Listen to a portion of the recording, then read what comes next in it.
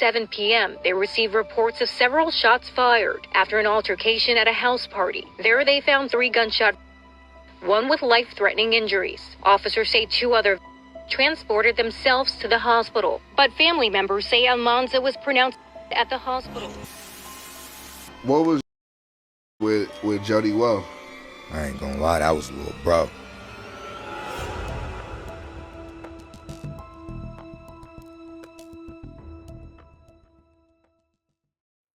June 6, 2020, was a Saturday night at a house party in South Sacramento. The house was packed. Music was blasting, people were laughing, and the energy was loud, relentless, and young. This was a summertime gathering deep in Garden Block territory, a party of Sacramento where everyone knew who was from where and who wasn't. Among the crowd was 19-year-old Joseph Almanza, better known to some as Lil Jody or Jody Woe. He had a growing reputation in the streets and in the studio. A few music videos had already made the rounds locally, and word was he wasn't just rapping about the streets, he was living them. But whatever brought Jody to that party, a friend, a girl, maybe just trying to be seen, would be the last decision he ever made. At around 2 a.m., a car pulled up outside. Witnesses say it happened fast. A drive-by.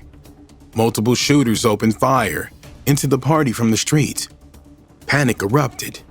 Partygoers scattered. Some ducked for cover. Others fired back.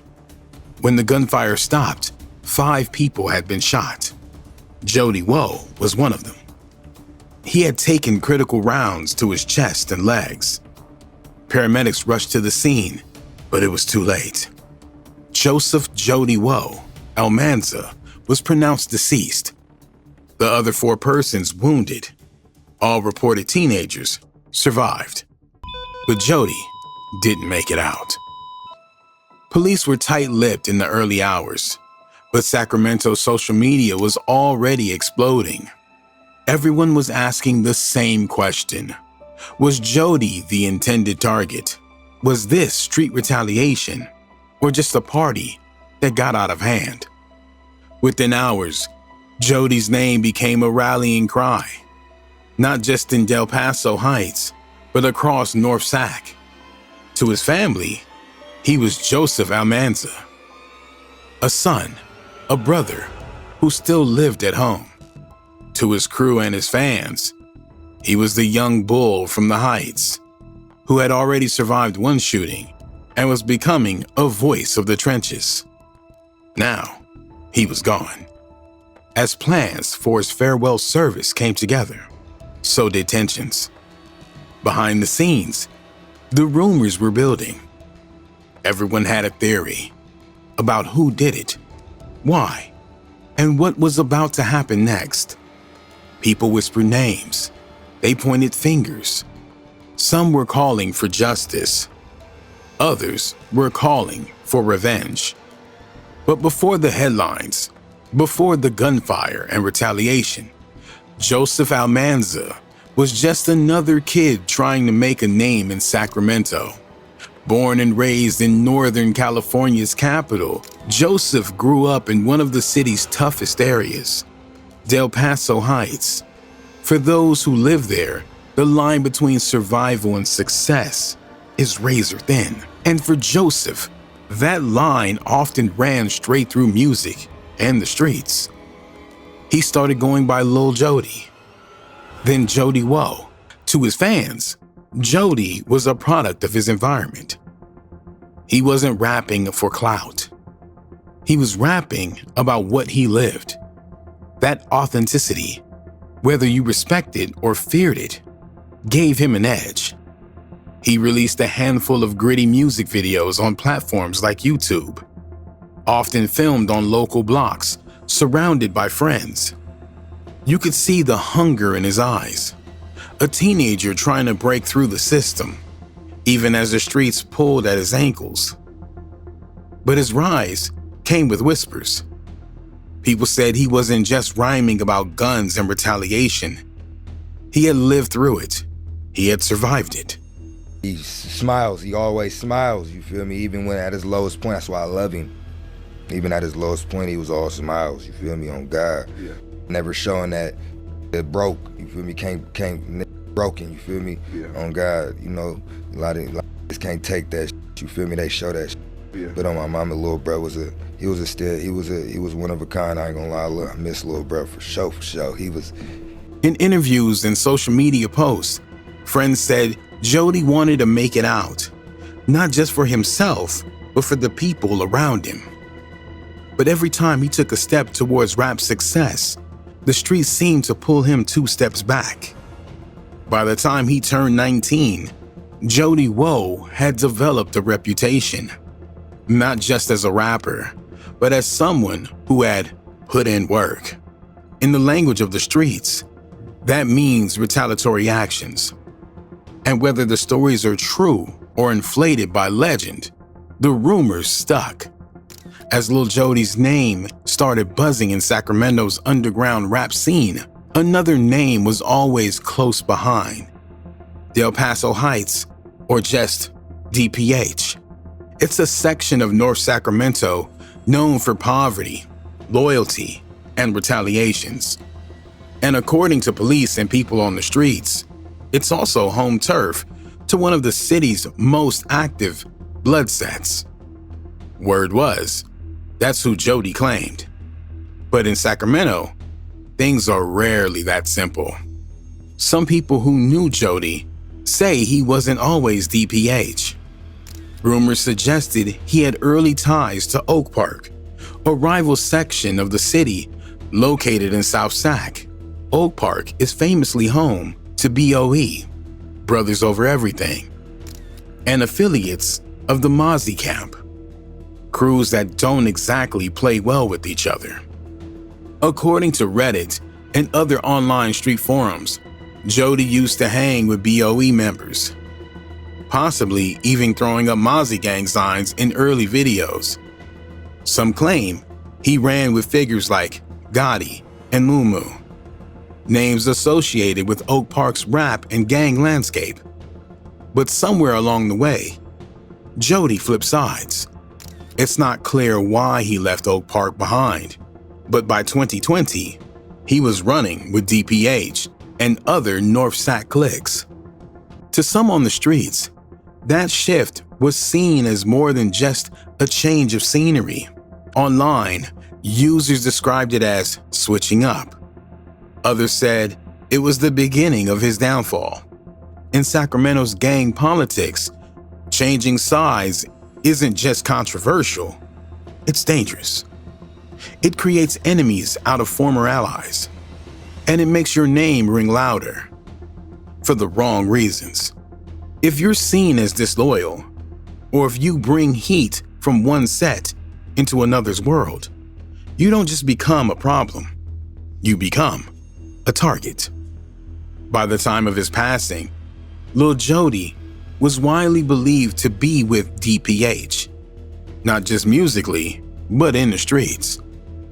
He had enemies in Oak Park and a growing presence in North Sac. Whether he was jumped in or just running with them, one thing was clear: he was living that life. And when you're moving through Sacramento with old ties, new enemies, and a rep for retaliation, the streets remember. And sometimes they don't forgive. Having the rap to back you and have a name, starting to grow a name, is dangerous. You can't just ride around the town like any regular. You can't just do the regular no more. That's what them failed to realize. Like, Jody Well at a house party in the Gardens. One story comes up over and over again. According to multiple online posts, especially on Reddit and in YouTube comment threads, Jody had previously survived being shot in the face, specifically the eye.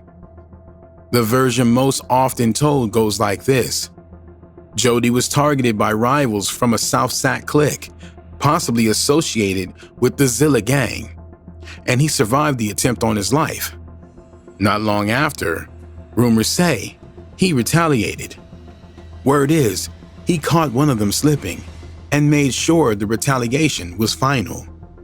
Another layer to the myth? People say Jody didn't just survive and strike back. He became more brazen afterwards. Instagram posts, stories, music.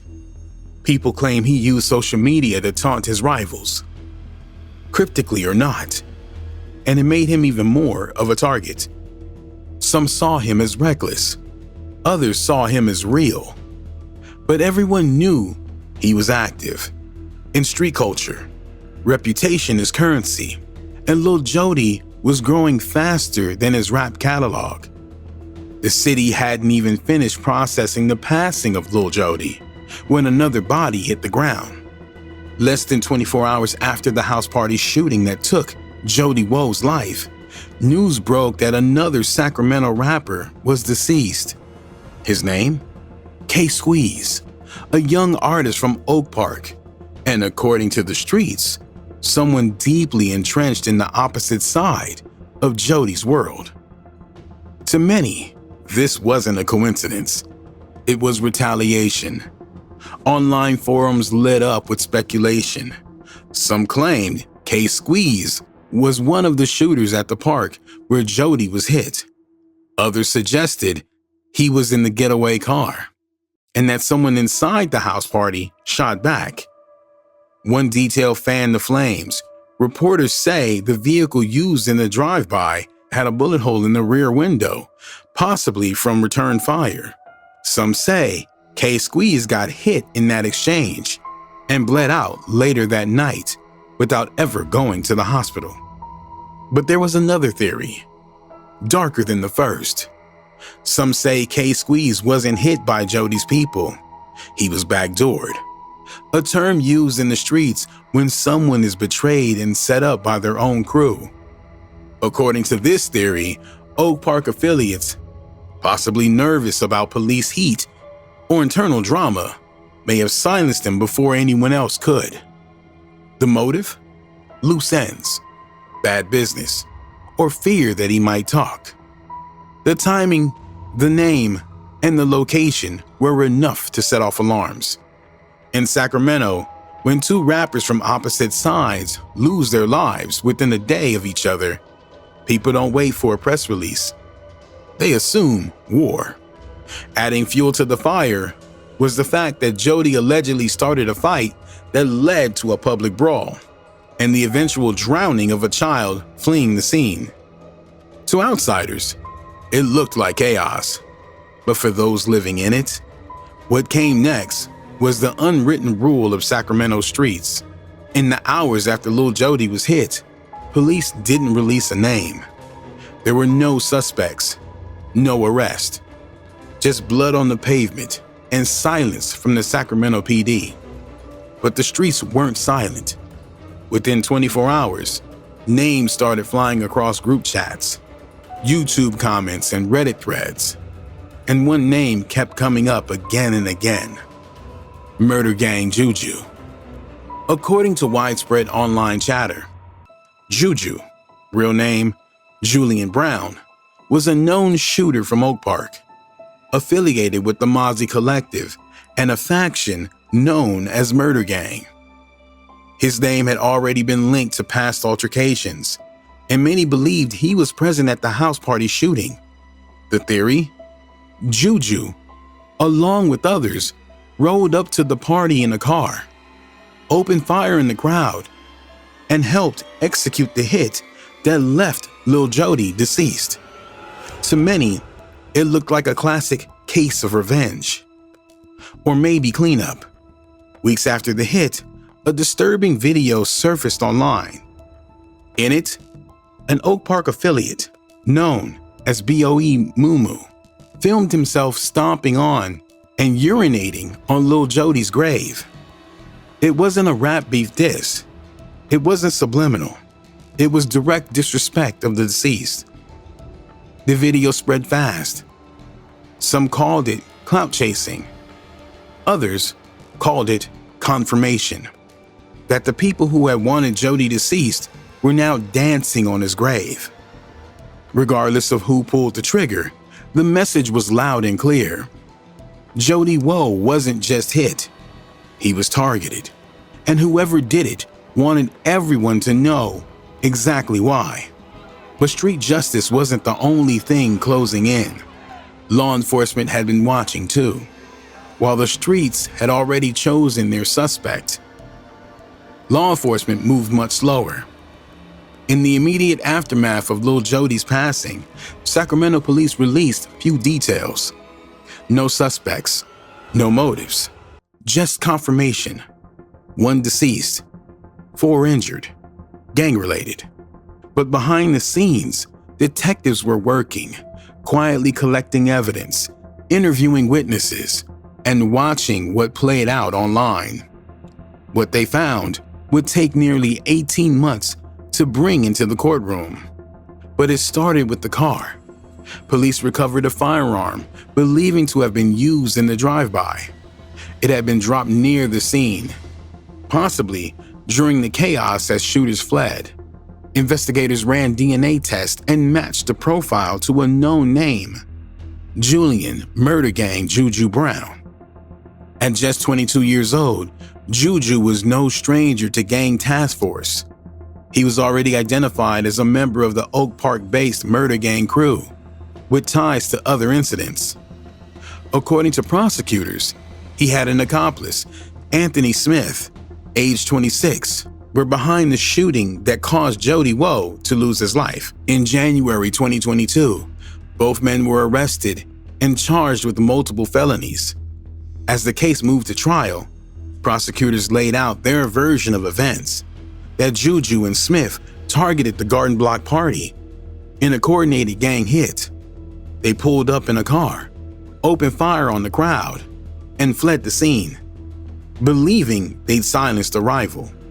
The evidence included DNA, cell phone data, and testimony from witnesses who were at the party that night. Juju never spoke publicly, but in court, the jury didn't need a confession. In early 2023, Julian Brown was found guilty on all major counts. The judge handed down a sentence of 98 years to life. Anthony Smith